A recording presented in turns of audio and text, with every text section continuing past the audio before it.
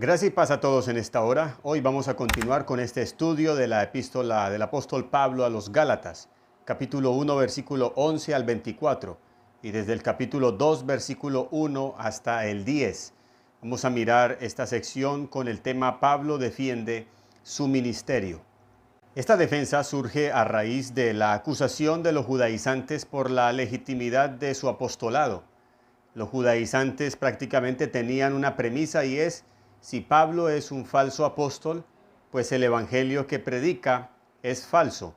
Esa sería la premisa de los judaizantes y eso era lo que ellos querían demostrar a toda costa a la iglesia o a las iglesias de Galacia.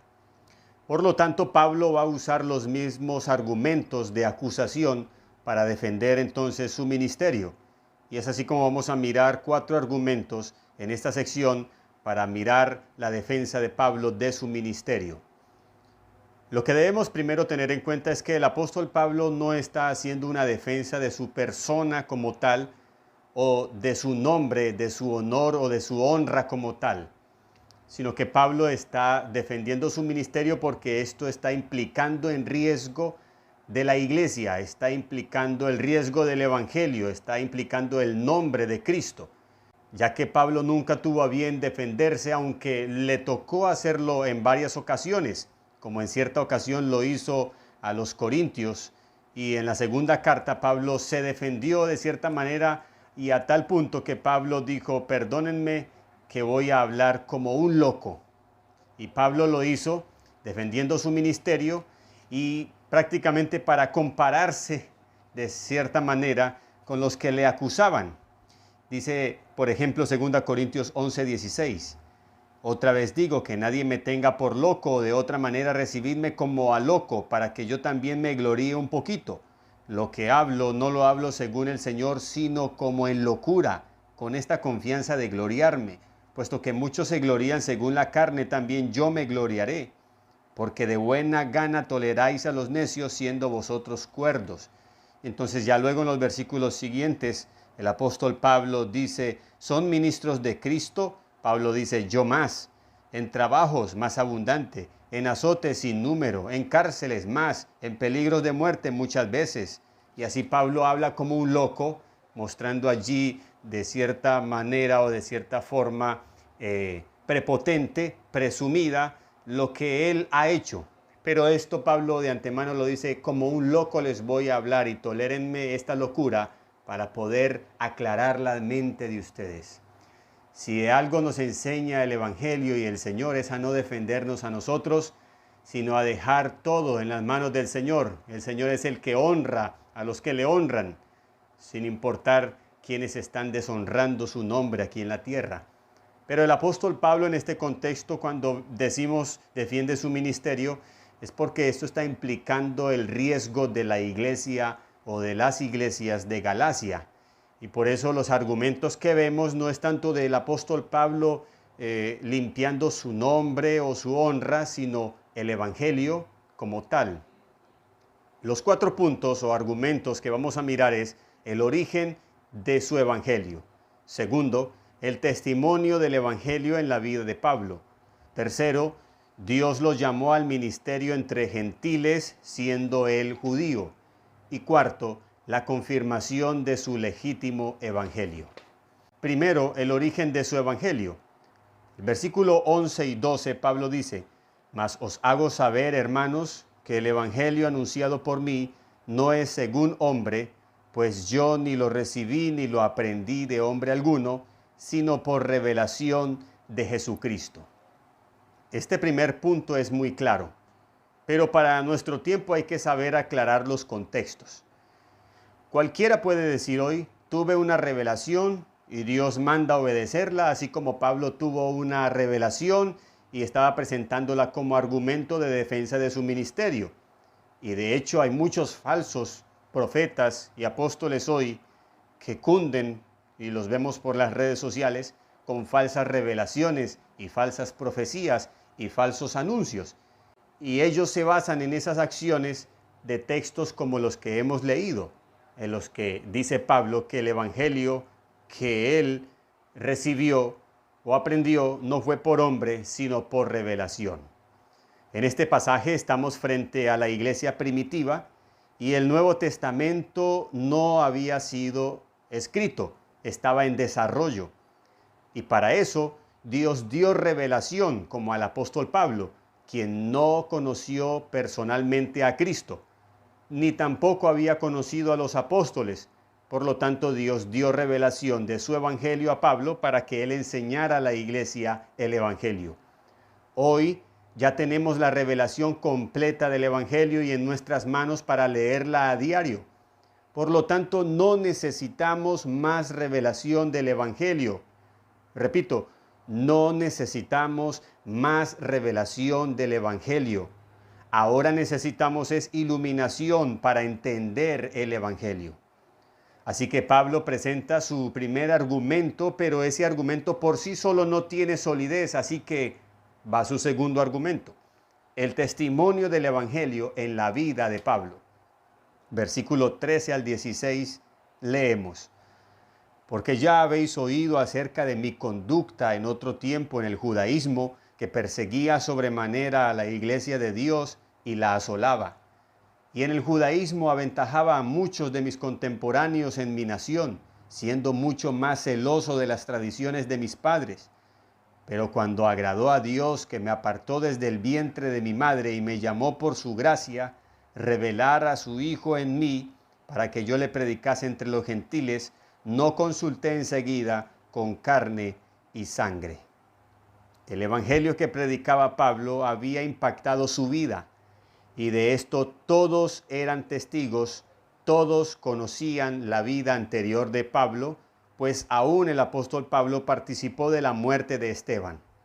Y vamos a mirar algunos hechos de lo que Pablo mismo narra, de cómo él perseguía y asolaba la iglesia.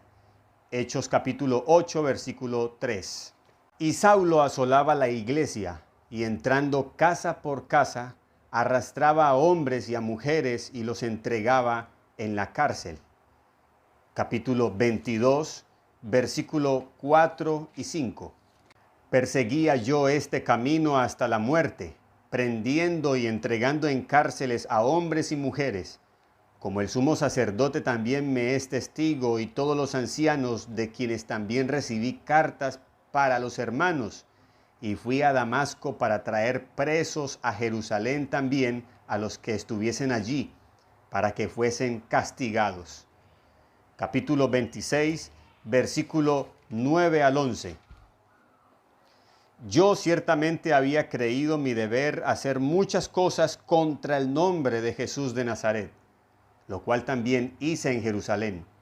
Yo encerré en cárceles a muchos de los santos, habiendo recibido poderes de los principales sacerdotes, y cuando los mataron yo di mi voto. Y muchas veces, castigándolos en todas las sinagogas, los forcé a blasfemar, y enfurecido sobremanera contra ellos, los perseguí en las ciudades extranjeras. Esto hizo Pablo con los creyentes, y todos fueron testigos de ello. Por eso Pablo dice: porque ya habéis oído acerca de mi conducta en otro tiempo en el judaísmo. Y esto es un argumento de peso para Pablo defender su ministerio. Lo que Pablo en otras palabras está diciendo es: el evangelio que yo predico, que yo recibí por revelación de Cristo, cambió mi vida. Por eso dice el versículo 24, y glorificaban a Dios en mí por lo que Dios había hecho en Pablo. Tercer argumento, Dios lo llamó al ministerio entre los gentiles siendo judío, versículos 15 y 16. Pero cuando agradó a Dios, que me apartó desde el vientre de mi madre y me llamó por su gracia, revelar a su Hijo en mí para que yo le predicase entre los gentiles, no consulté enseguida con carne y sangre. Dios salvó a Pablo y lo llamó al ministerio por gracia. No lo llamó por ser el mejor judío que era. Pablo dice en el versículo 14, en el judaísmo aventajaba a muchos de mis contemporáneos en mi nación, siendo mucho más celoso de las tradiciones de mis padres.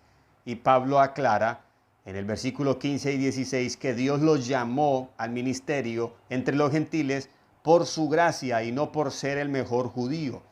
Y con esto también Pablo está argumentando frente a los judaizantes que lo acusaban de predicar contra Moisés. De cierta manera, Pablo les está diciendo a los hermanos de Galacia, si hay alguien o hubo alguien más celoso de la ley de Moisés, fui yo. Si hay alguien o hubo alguien más celoso de las tradiciones de nuestros padres, fui yo. En el judaísmo aventajaba a muchos de mis contemporáneos en mi nación. Era un judío extraordinario, mucho más superior que cualquiera de estos judaizantes que lo acusaban de ser un falso apóstol, de ir en contra de la ley de Moisés. Así que este argumento de peso presenta a Pablo para decir, Dios no me llamó precisamente por ser el mejor judío, sino que me llamó por su gracia. Y Dios lo llamó por su gracia en el contexto del Evangelio, cuando Pablo estaba con la iglesia. Y esto nos deja ver allí en Hechos capítulo 13, versículo 1 al 3. Había entonces en la iglesia que estaba en Antioquía profetas y maestros, Bernabé, Simón el que se llamaba Níger, Lucio de Cirene, Manaén el que se había criado junto con Herodes el tetrarca y Saulo. Ministrando estos al Señor y ayunando, dijo el Espíritu Santo, apartadme a Bernabé y a Saulo para la obra a que los he llamado. Entonces, habiendo ayunado y orado, les impusieron las manos y los despidieron, y de allí sale Pablo y Bernabé a sus viajes misioneros. Cuarto argumento, la confirmación de su legítimo evangelio. Versículo 16 al 2:1 dice, revelar a su Hijo en mí para que yo le predicase entre los gentiles, no consulté enseguida con carne y sangre, ni subí a Jerusalén a los que eran apóstoles antes que yo, sino que fui a Arabia y volví de nuevo a Damasco. Después, pasados 3 años, subí a Jerusalén para ver a Pedro y permanecí con él 15 días. Pero no vi a ningún otro de los apóstoles, sino a Jacobo el hermano del Señor. En esto que os escribo, he aquí delante de Dios que no miento.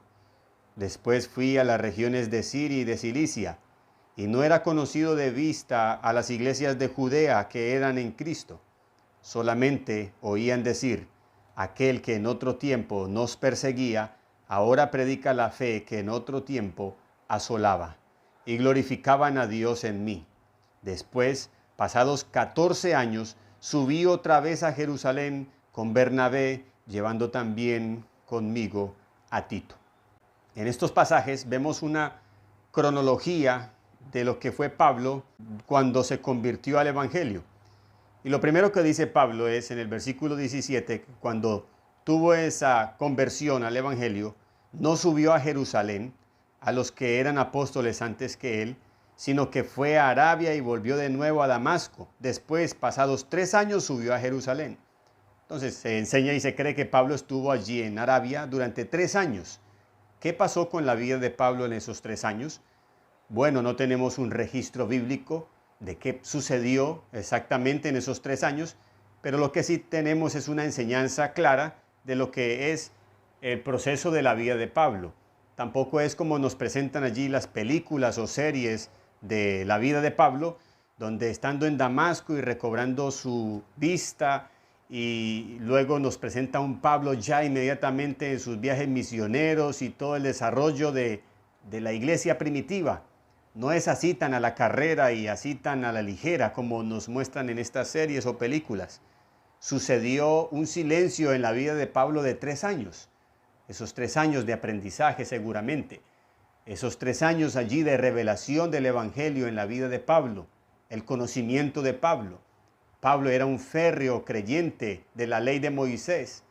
Pablo, ya como vimos en los versículos anteriores, era un judío extraordinario. Era un hombre sometido a las tradiciones de sus padres. Era un hombre tajante y radical. Allí en esos 3 años hubo esa transformación de la fe del apóstol Pablo para luego ya salir al mundo a predicar el evangelio entre los gentiles. Y después de 3 años subió a Jerusalén, dice la palabra, y allá vio a Pedro y estuvo con Pedro 15 días. Pablo no vio a ninguno de los otros apóstoles, sino a Jacobo, el hermano del Señor. 15 días estuvo Pablo y luego nuevamente regresó allí a Damasco. Entonces, en ese periodo de 15 días, Pablo simplemente allí conoció a Pedro y probablemente no hubo una profundidad de lo que había en Pablo y del evangelio de Pablo, y por eso ya luego vamos a mirar lo que sigue. En este capítulo 1, versículo 18, lo vemos en Hechos, capítulo 11, versículo 30, donde dice: lo cual en efecto hicieron, enviándolo a los ancianos por mano de Bernabé y de Saulo. Aquí es donde Pablo es enviado a Jerusalén, y esto es lo que sucede en el versículo 18, donde Pablo llega a Jerusalén y conoce a Pedro por primera vez. Luego el capítulo 2, versículo 1 dice: después, pasados 14 años, subió otra vez a Jerusalén. Y esto es lo que sucedió en Hechos capítulo 15, versículo 2, el concilio de Jerusalén. Como Pablo y Bernabé tuviesen una discusión y contienda no pequeña con ellos, se dispuso que subiesen Pablo y Bernabé a Jerusalén. Entonces allí suben a Jerusalén y se encuentran con los apóstoles y los ancianos para tratar esta cuestión. Lo que sucede aquí, lo que vemos aquí, es que Pablo, desde su conversión hasta el tiempo en que se conoce con los demás apóstoles, pasaron 14 más 3 años, 17 años. 17 años sucedieron para Pablo conocer a los apóstoles y mirar el evangelio de él con el evangelio de los apóstoles. Ya estando en Jerusalén, Pablo se encuentra con los apóstoles y ellos reconocen que el evangelio que predica Pablo es el mismo. Pablo no se encuentra con Pedro por dudas del evangelio que predicaba, pero con ello confirmó Pablo que predicaba el mismo evangelio, pero con diferentes ministerios, y es lo que nos dice el versículo 8. Pues el que actuó en Pedro para el apostolado de la circuncisión, actuó también en mí para con los gentiles. Pero luego el versículo 7 dice: antes por el contrario, como vieron que me había sido encomendado el evangelio, allí pudieron ver, confirmar la legitimidad del evangelio que predicaba Pablo. Y eso sucedió en ese concilio de Jerusalén. Y el apóstol Pedro reconoce el ministerio, el llamado y el evangelio que Pablo enseñaba. Por eso dice el versículo 9: y reconociendo la gracia que me había sido dada, Jacobo, Cefas, que es Pedro, y Juan, que eran considerados como columnas, nos dieron a mí y a Bernabé la diestra en señal de compañerismo, para que nosotros fuésemos a los gentiles y ellos a la circuncisión. Nos dieron señal de compañerismo. Esta es una frase hermosa que implica hermandad, que señala comunión. Pedro no está siendo celoso por Pablo no haber salido de ellos, de Jerusalén. Y esto nos enseña que la iglesia primitiva no era denominacional. De parte de Pedro a Pablo solo hubo una petición que dice el versículo 10, solamente nos pidieron que nos acordásemos de los pobres, lo cual también procuré con diligencia hacer. Con estos argumentos Pablo deja desarmado a los judaizantes. Si ellos pensaban que iban a desacreditar y a desautorizar a Pablo en su apostolado y su evangelio, quedaron aquí, hermanos, como se dice vulgarmente, viendo un chispero. Pues Pablo había tenido un encuentro con el mismo Pedro y habían visto que la legitimidad de su evangelio y de su apostolado venían de parte de Dios. Esto nos lleva, hermano, a glorificar a Dios.